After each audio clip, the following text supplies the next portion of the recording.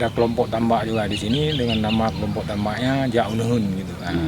Dengan anggota lebih kurang 40 orang dengan lahan tadi 70 hektar.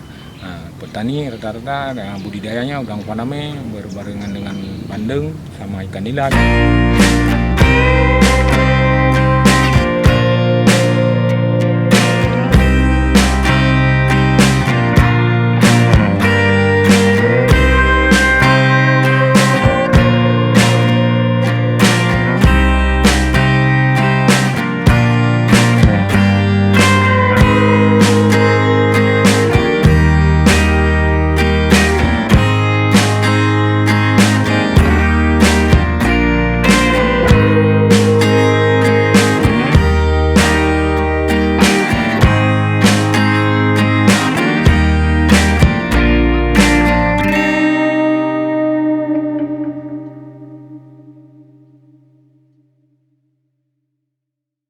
Banjir boleh kita bilang kan hampir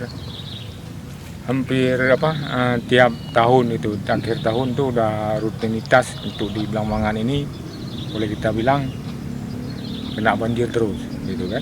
Ada akibat curah hujan nggak tinggi karena air dari gunung alirannya ke laut.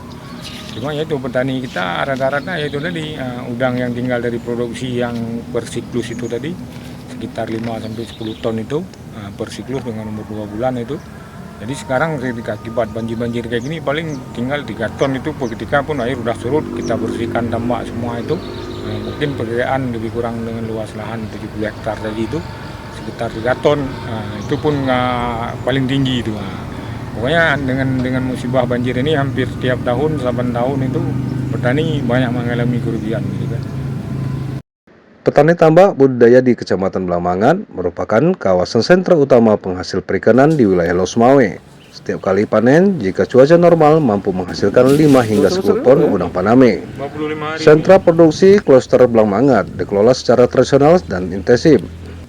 Namun masih bisa menghasilkan sekitar 5 sampai dengan 10 ton per sekali panen udang faname atau rata-rata sekitar 200 sampai dengan 300 kilo per hektar tambak. Sedangkan untuk ikan nila maupun bandeng saat panen bisa menghasilkan 2-3 ton. Namun akibat banjir hanya tersisa sekitar ratusan kilo. Kalau perkiraan rata-rata pengalaman kalau kita pedoman dari siklus panen yang 5 ton sampai 10 ton itu dengan umur 2 bulan tadi, mungkin sekarang ini pendapatan petani banyak menurun karena rata-rata per hektar itu kalau kita panen itu dapat 25 juta dengan ukuran 200 sampai 300 kilo tadi gitu kan. Nah, itu pendapatan kotor gitu kan. Tapi dengan kejadian musibah banjir kayak gini nggak bisa kita prediksi, berarti jauh menurun, paling-paling nggak ada nanti 5 juta atau 3 juta lah gitu kan. Nah, dari sisa yang setelah kita kering nanti airnya lah gitu, kita bersihin semua tambak itu. Sekarang ini belum bisa kita bersihin karena airnya masih agak tinggi, paling enggak ini kalau perkiraan kalaupun nggak hujan di atas nanti seminggu atau 10 hari lagi nanti baru bisa kita kosongkan semua tambak, apa yang sisa kita ambil untuk persiapan untuk selanjutnya gitu.